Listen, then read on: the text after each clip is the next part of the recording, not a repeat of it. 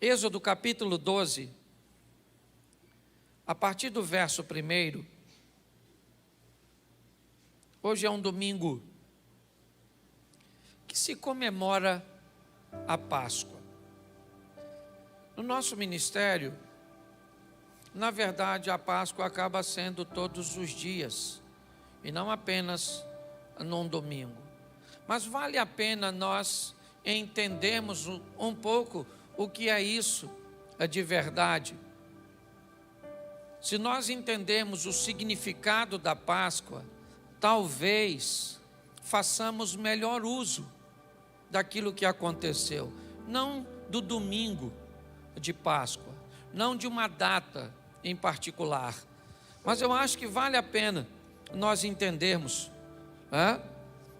Êxodo capítulo 12, verso 1, eu vou ler bastante e vou falar pouquinho, só quero te dar alguns exemplos. E falou o Senhor a Moisés e Arão na terra do Egito, dizendo: este mesmo mês vos será por princípio dos meses, este vos será o primeiro dos meses do ano. Falai a toda a congregação de Israel, dizendo: aos 10 deste mês, tome cada um para si um cordeiro, segundo a casa dos pais, um cordeiro para cada casa. Mas, se a família for pequena para um cordeiro, então, tome um só com seu vizinho, perto da sua casa, conforme o número das almas, conforme o comer de cada um. Fareis a conta para o cordeiro. O cordeiro ou cabrito será sem mácula, um macho de 1 ano, o qual tomareis das ovelhas ou das cabras. E guardareis até o 14º dia desse mês, e todo o ajuntamento da congregação de Israel o sacrificará à tarde. E tomarão o sangue e pô-lo-ão em ambas as ombreiras e na verga da porta, nas casas em que o comerem.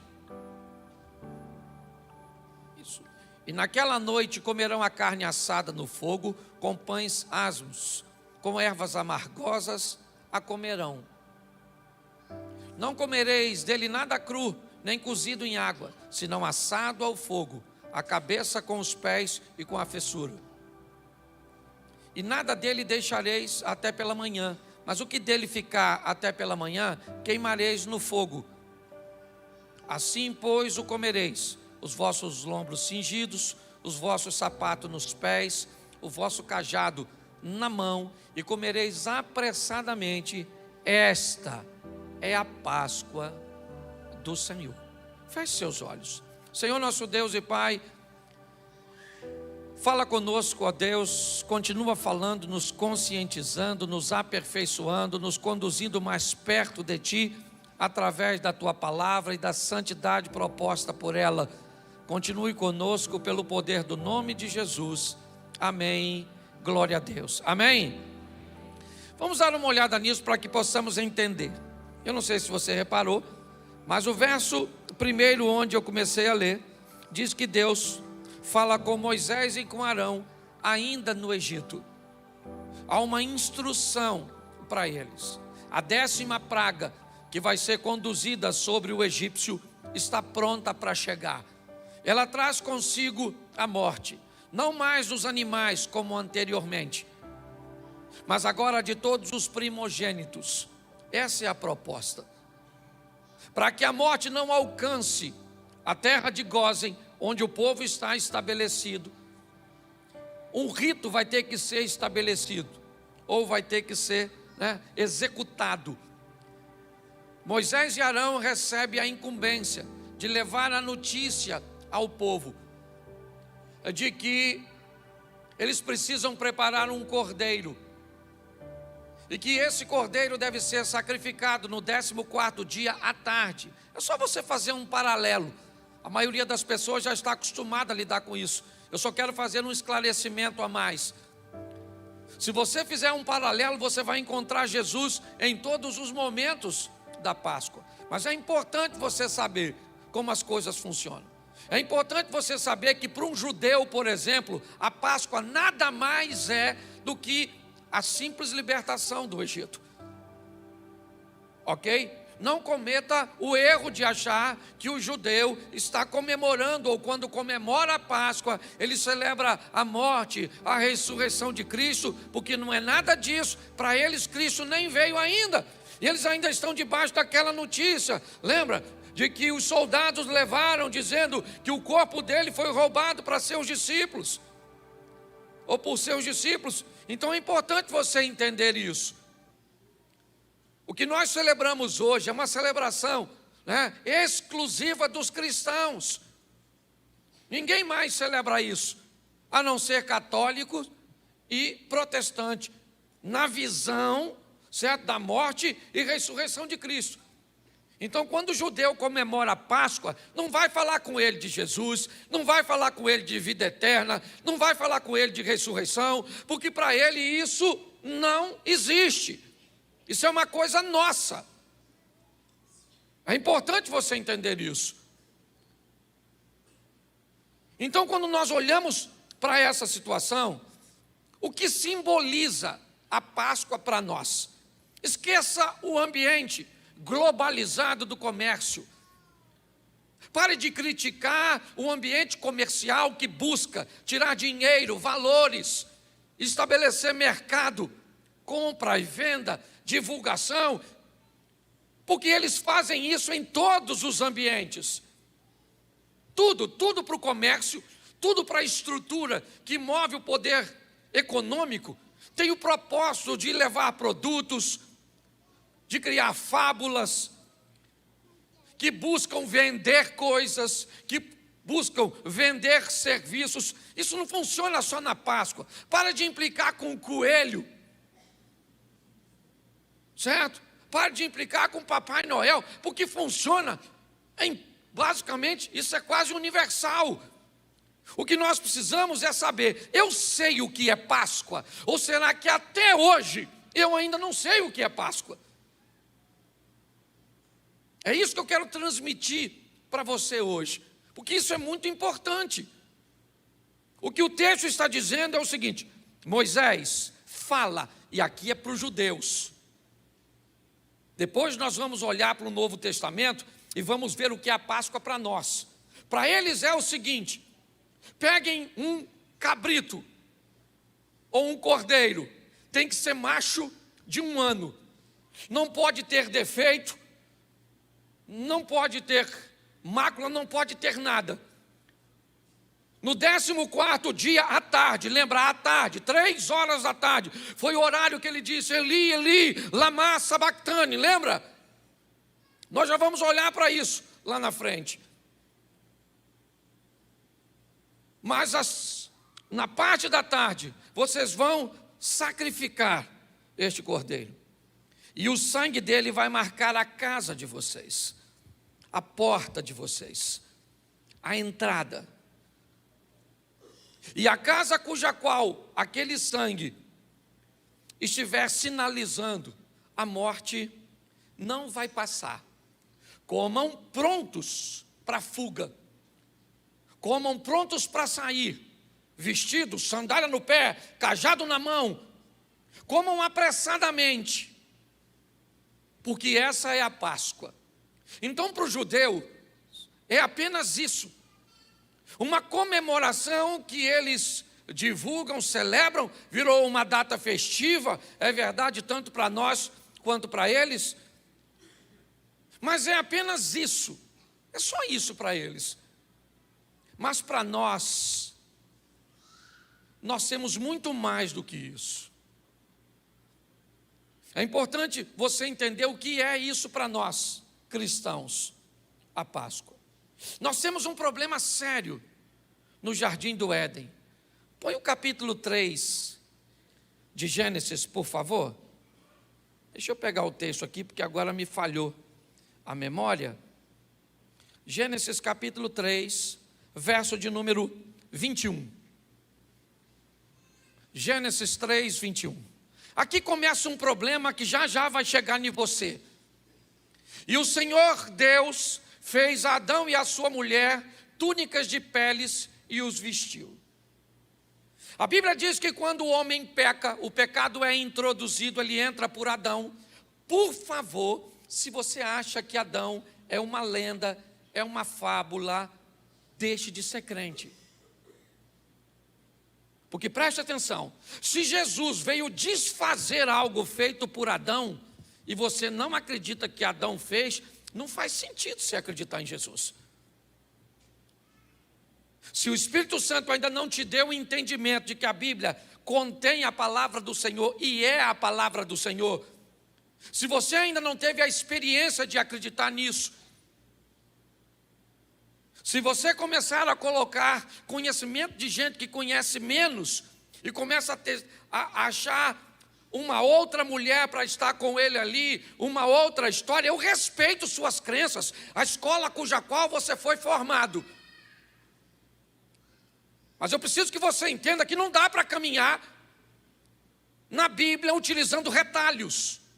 Não é assim que funciona, porque ela é totalmente entrelaçada. É um texto garantindo a veracidade do outro, é uma estrutura apontando para a outra. Por isso que Jesus diz, eu não vim destruir a palavra, muito pelo contrário, eu vim cumpri-la.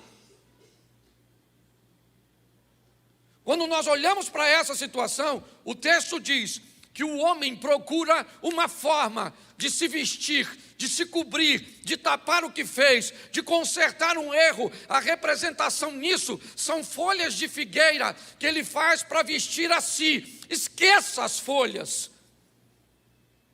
Fique com a mensagem. O que a Bíblia está dizendo é que um erro foi cometido e o homem está tentando resolver o erro, consertar o erro por si mesmo. É isso que a Bíblia quer dizer. Sem êxito. Por que folhas?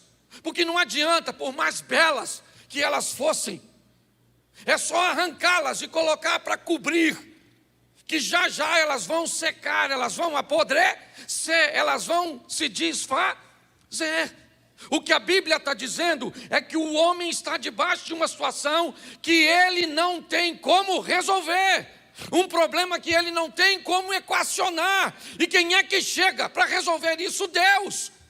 E Deus olha para aquela maneira que eles tentaram e diz, isso não vai funcionar. E aí o texto diz que Deus vai vestir com peles. E agora nós vemos nitidamente, alguém teve que morrer para que o homem fosse vestido. Alguém teve que morrer para essa pele deixar um animal vivo, ok? Para tapar a nudez de uma outra pessoa. Aqui, nós começamos a vislumbrar o que nós vivemos hoje. Deus faz túnicas, veste, mas expulsa. É importante você entender isso. Vocês vão sair daqui vestido, mas no Éden vocês não vão ficar. O que vocês fizeram afastaram você, ou vocês, do paraíso. Vocês estão expulsos. Vocês perdem a comunhão. Entra em cena então o sistema sacerdotal, mais à frente um pouquinho, né? Quando nós vemos Deus separar os sacerdotes e eles tinham que utilizar o sangue do animal para que este sangue pagasse pelo pecado. Mas é bom lembrar a vocês e a mim também que para que isso fosse feito, um sacerdote precisava executar. E nós vamos começar a ter problemas. Se um homem precisa executar primeiro, ele executava por si mesmo. Depois, para conseguir entrar. Depois ele executava pelos outros. Mas isso não vai muito longe, porque o homem não vai ter como lidar com essa situação. Ele não tem como reparar este fato. Quando nós olhamos para isso, eu queria te mostrar alguns textos que eu acho que vale muito a pena nós olharmos. Coloca para mim, por favor, Êxodo 12, 43.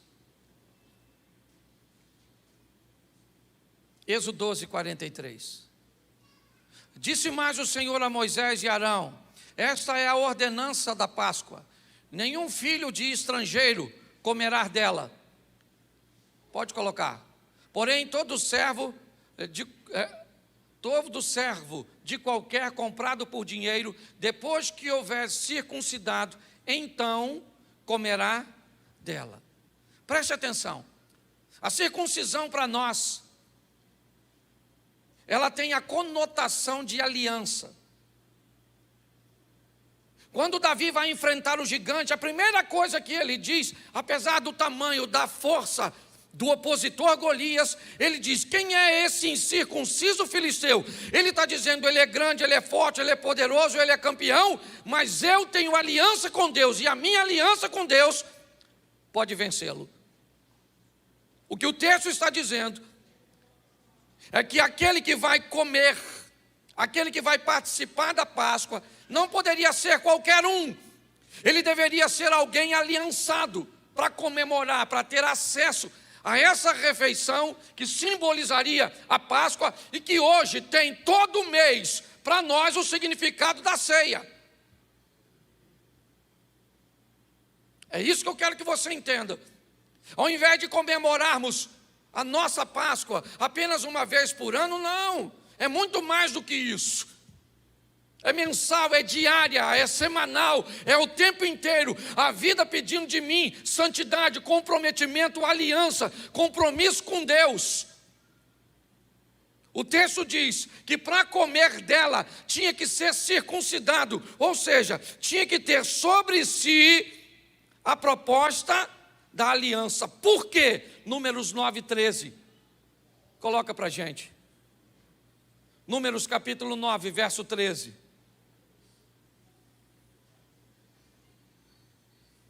Porém, quando o homem for limpo e não estiver de caminho e deixar de celebrar a Páscoa, tal alma do seu povo será extirpada, porquanto não ofereceu a oferta do Senhor a seu tempo determinado, tal homem levará seu pecado. Preste atenção. A não ser por motivo de viagem, o indivíduo que viesse ao culto, vou adaptar para a nossa situação, e não tomasse a ceia e não participasse, isso significaria que ele teria que dar conta de seu próprio pecado. Isso significaria que ele se tornaria responsável. O pecado que seria colocado sobre o cordeiro e não foi, agora está sobre ele. Ele é responsável. Preste atenção, porque isso é muito sério.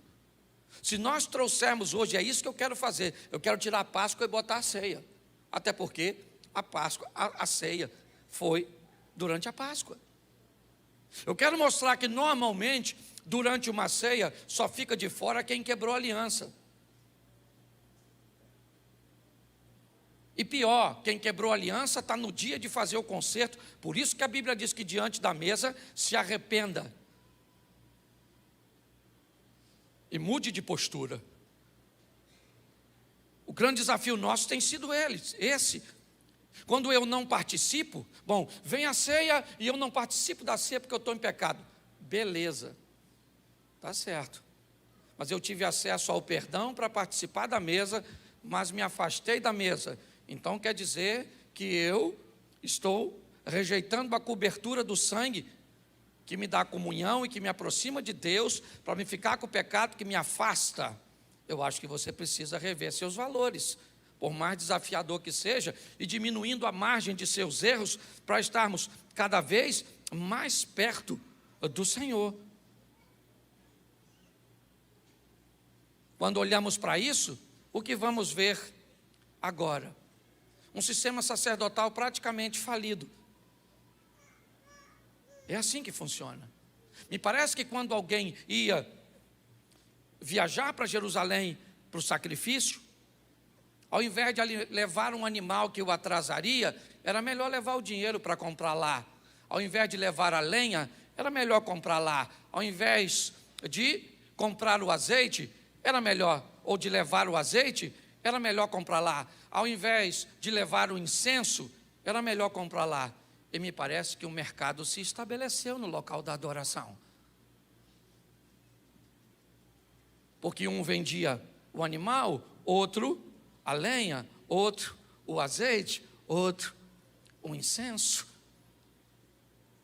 Quando nós olhamos para essa estrutura, me parece que em último lugar, quem ficava era Deus. A comunhão que Deus sempre quis ter conosco, porque o Cordeiro que vai tirar o pecado do mundo, é o que diz João, é o Cristo. É Ele que vai morrer naquela cruz para pagar o meu e o seu pecado, para pagar uma dívida que eu e você não temos como pagar, para nos ajudar a vencermos os desafios da convivência,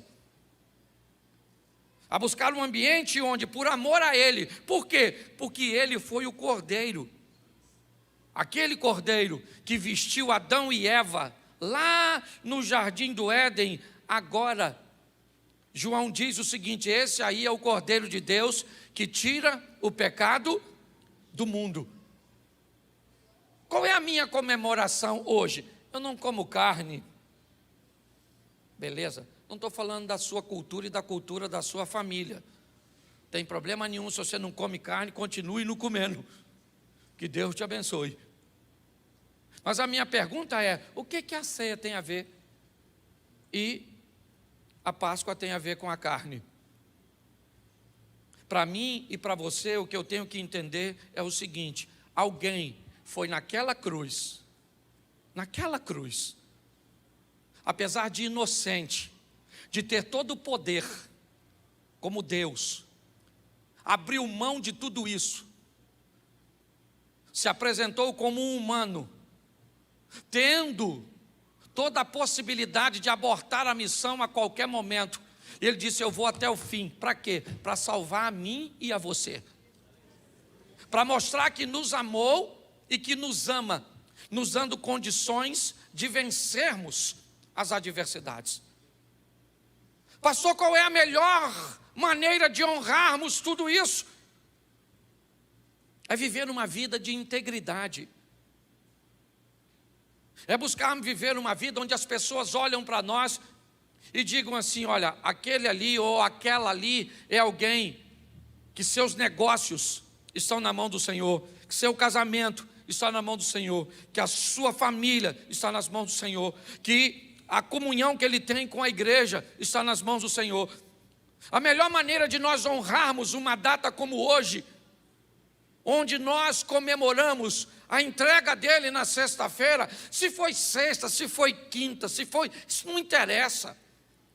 Nós não temos, por favor, independente da escola que você enfrentou ou que você aprendeu, inevitavelmente, datas muito antigas encontrarão sérios problemas para serem precisas. Não se esqueça que Jesus não era milionário. É fácil você chegar em ambientes e acharem coisas de César, e acharem coisas de Alexandre o Grande, e acharem coisas da Babilônia, mas não se esqueça que aquele que poderia ser suntuoso em todas as áreas, não foi. Ele chega nesse mundo humilde, e parte daqui mais humilde do que chegou, com a sensação de que uma missão ele cumpriu. Qual? Eu salvei a humanidade. Eu salvei a humanidade. Essa é a grande essência deste momento, sabe? Eu tive a oportunidade esse ano de mudar. Eu estou quebrando paradigmas. Na minha casa a Páscoa foi ontem. Por quê? Porque eu casei um filho. Quem tem filho aqui sabe. Menino. As meninas levam os meninos. Quem tem filha, mulher, quando casa, o que acontece? O genro vem para sua casa, porque a mulher puxa. Eu tenho filho, então o filho vai. Meu cunhado, o irmão da minha esposa, é homem. Está aí ele, ou ela, senão eu falo demais. Não vou falar nada de... O que acontece? Hoje ia para onde? Para a casa da mãe dela. Sim ou não? Então nós resolvemos fazer a Páscoa ontem, no sábado, pastor. Sangue de Jesus tem poder. Agora quebrou a corrente. Um sacrilégio. Não! Fizemos a ceia ontem, porque hoje de manhã, 4:30 da manhã, eu tinha que ir para São Paulo. Eu estou desse jeito porque eu vim de lá. Já preguei hoje, já viajei, fui, voltei. A mulher nem vi hoje. Hoje deu nem tempo de falar com o cordeiro, no que diz respeito à Páscoa. Mas ontem nós reunimos a família. Oh, meu Deus do céu. Que beleza. Tirei até foto. Ficou muito legal não, mas tirei. Depois de tudo, a turma inventou de ir para o cinema. Olha que legal. Tem um troço VIP, que você vê filme deitado. Se eu já durmo sentado. Deitado foi. Agora eu vou sempre. Aperta um botão, deita. Espero o filme terminar e glória a Deus. Deixa eu falar uma coisa para você. Entenda, aqui. Se você vai comemorar hoje, ontem, amanhã, todo dia. O importante é você entender que o que Deus quer é que a sua família seja abençoada. Que seus negócios sejam abençoados, que por onde você passar as pessoas olhem e digam, ó, vai ali uma mulher de Deus, vai ali um homem de Deus, alguém que faz valer a morte dele naquela cruz. Não é crente sem vergonha. Não estou falando de ninguém que está aqui, o pessoal que não veio, certo? Fofoqueiro, linguarudo, isso, não paga os outros, 7-1, tudo. Entendeu? Aqui não tem, mas você sabe que em algum lugar dessa terra tem. Aí vem canta. O Espírito de Deus está aqui.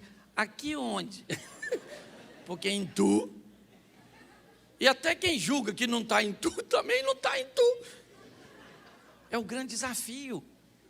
Hoje eu vejo pessoas preocupadas demais, aprisionadas a essas coisas. O que nós temos hoje? Nós temos hoje uma data que para nós brasileiros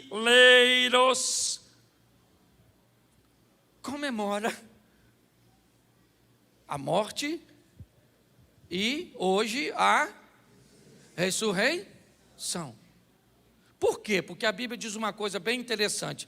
Não se esqueça que Ele é justo. E a Bíblia diz que se o pecado entra por um homem, não pode sair por dois.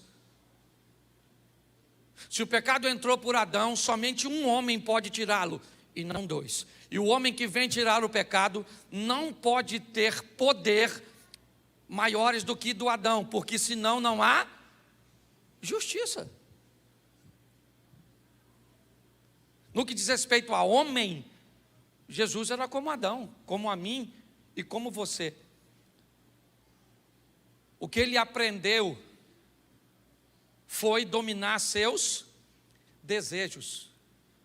O que ele aprendeu foi governar suas emoções. E é isso que nós temos que aprender. A Páscoa serve simplesmente, irmãos, para isso.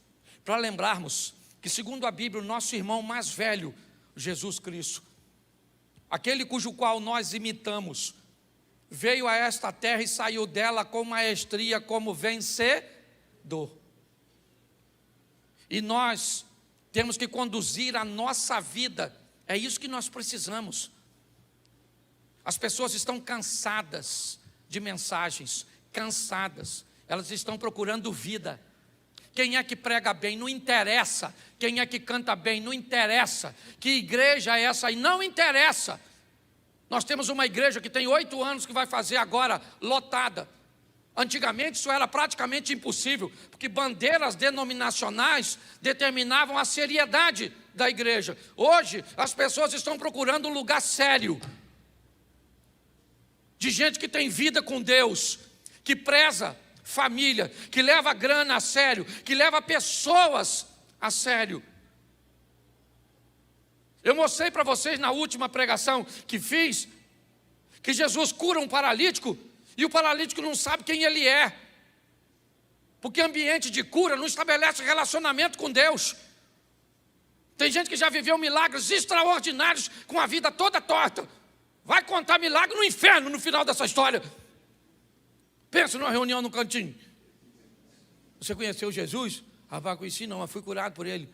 Eu tinha um câncer. E veio para cá? Pois é. Saudável. Agora você quer ver? Intimidade com Deus? Bíblia. Joelho no chão, boca no pó. Sabe? Ah, pastor, não sinto nada. Eu também não. Eu não sou dessa linha de sentir as coisas, sensorial. Sou nada. Tem hora que eu estou orando. Sinto nada. Senhor, meu Deus e Pai, tinha que sentir alguma coisa aqui, não tinha não? Um arrepio, um negócio assim. Uma visão, uma sombra, um negócio passando. Eu não vi nada. Mas eu estou lá, dobra meu joelho, dobra o joelho. Tem hora que não vem nada na cabeça. Não sei você, estou abrindo meu coração. E olha, se eu sou o pastor de vocês, imagina vocês, Jesus do céu, hein? Acabei com o seu trabalho de oração de manhã, hein, Cid? Mas tem dia que a gente dobra o joelho, sim ou não? E parece que dá um branco. Você começa a falar, o Senhor, meu Deus e Pai. Amanhã eu vou acordar cedo, hein? Pô, não era isso não, pô. Vamos voltar aqui para a oração. Vamos ver se eu mudar o tom de voz, se vai, hein? Senhor, meu Deus e Pai soberano. Caraca, eu nem jantei ainda e estou gastando energia assim. Você está rindo de quem? De mim? Aprenda uma coisa nessa vida, meu filho. Nós não fazemos porque sentimos. Nós fazemos porque obedecemos. Nós não fazemos porque nós estamos vendo. Nós um dia vamos e pronto. É isso que você tem que entender. Ah, pastor, não entendo nada lendo a Bíblia. Você acha que eu entendo? Tem hora que eu leio e falo, Senhor, o que esse cara quis falar aqui, Senhor? Entendi nada. Tem texto que eu não sei porque está ali. Não vou entender não. Não vou ler não, porque eu não entendo. Lê sem entender, que você entende. Ora sem sentir, que você sente. Você está entendendo? Ame sem ser amado, que você vai chegar perto de Deus. Nós temos que imitar, meu irmão. O negócio é esse. E é difícil, que se fosse fácil, todo mundo fazia. Fácil não é não. Quer ter bom para perturbar você? Esse dia, viver com gente, estou terminando já. Eu vou te dar 3 versículos aqui para me acabar, porque eu preciso falar de gente. Porque hoje, conviver com gente, me parece que é a maior dificuldade de alguém andar com Deus. Porque pensa num troço difícil, gente. Por isso que tem gente que está criando bicho, igual se fosse gente. Já falei isso aqui diversas vezes. Bota nome de gente em bicho, diz que bicho desabafa com passarinho, com cachorro, com gato. Mas deixa eu te mostrar uma coisa para você aprender a viver. Posso ouvir um amém? Amém. Isso, você sair daqui capacitado. Eu peguei o texto direitinho, quer ver? Ó? Salmo 133, verso 1. Me ajuda aí a turma da mídia para andar rápido, porque eu só tenho 5 minutos. Vamos lá, Salmo 133, verso 1. Quero que você lê para mim. Isso. Lê aí.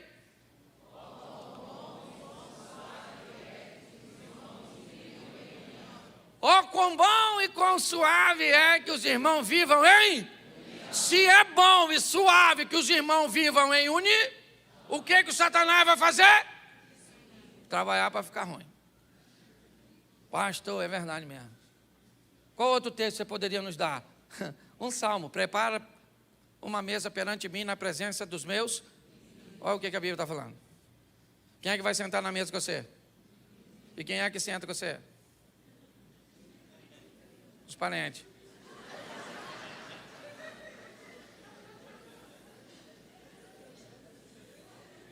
Deu para entender? Desde o início, gente. O Abel teve problema com quem? Com os irmãos dele. E o Davi? E o José? E o filho pródigo? E você? E Jesus? Com os irmãos. Mas não é porque você tem problema com os seus irmãos que você vai atrapalhar seu relacionamento com o pai. A Bíblia diz, ó, quão bom e suave é que os irmãos vivam em? Romanos 12, 18. Esses textos você deveria gravar aí para você. Romanos 12, 18. Olha que texto lindo esse aqui, olha. 12, 18 de Romanos. Lê aí, por gentileza.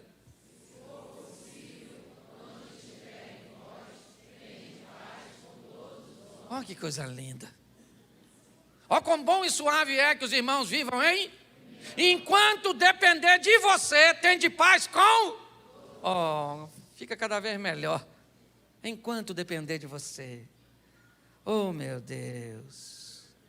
Aí vem o Salmo 120, verso 6. Olha, esse também vem bom. Salmo 120. Verso 6. Coloca aí. Leia aí para mim.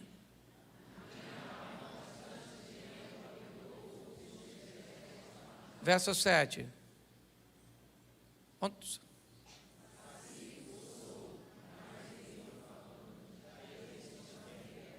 Olha só.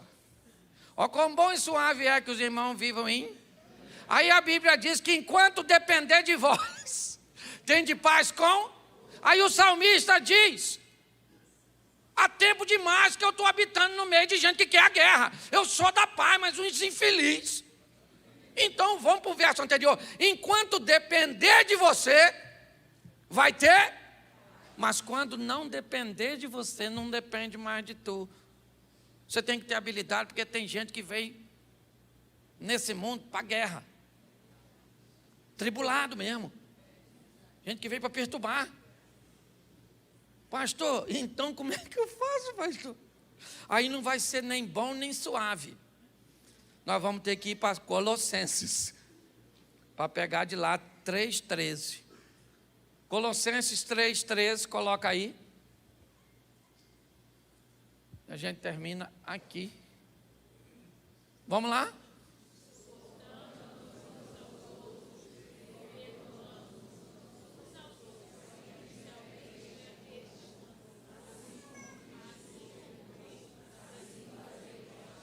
Então, queridinhos, escute só. Vive em comunhão com quem dá para viver em comunhão. Porque tem gente que não dá. E o que você faz com quem não dá? Suporta. Está na Bíblia, eu vim dar para notícia ruim. Suporta, suportando, porque tem gente que você não ama, você suporta. Aliás, suportar já é amor em última instância. Pastor, o senhor é doido de falar isso? Eu falo, porque é verdade. Tem gente que a gente só ama porque Cristo mandou. Sim ou não? Sim! Por favor, você é gente. Tem gente que tem um sentimento de culpa quando fala isso. Tenha não. Seja maduro. Para valer a morte dele. E a vida que ele nos deu. Para isso, nós vamos ter que aprender, sabe, a viver nesse mundo, lidando com gente. É bom e suave? Nem sempre. Porque às vezes você está em Meseque ou Quedar. Certo? Você está em meio a árabes, aqueles que não eram judeus. Que nós venhamos hoje entender a verdadeira Páscoa. O que é isso? Para mim e para você. Alguém que me tirou da morte. Pagou uma dívida que não era minha. E eu não comemoro isso. Só hoje. Às vezes as pessoas me perguntam, pastor, por que você não faz muita coisa que outros lugares, às vezes, fazem? Eu não tenho restrição com fazer um alto de Páscoa, não tenho. Nós não fazemos aqui porque não temos uma equipe para seja feita. Mas muito mais do que a encenação aqui, é a realidade lá fora. É isso que nós temos que viver, meu irmão. Porque o bagulho é doido. O negócio é frenético. Então vamos tacar fogo lá fora. mostrar para essas pessoas que nós temos uma novidade de vida, porque Ele nos deu a oportunidade de vivermos nele. O pecado entrou por um homem, então saiu por ele. E Ele me dá o direito de comer a árvore da vida, aquilo que o Adão me privou de comer. Um dia eu vou entrar no paraíso de Deus, eu e você. E um anjo vai falar, dá um pulinho lá, Cláudio. Cláudio, árvore da vida. Eu vou lá e vou comer um negócio daquele. Eu vou, estou falando sério, eu vou. Alguém aqui vai também? É isso aí. Quem aqui não vai, levanta a mão. Até quem não vai também não levantou porque está a fim de ir, é ou não é verdade?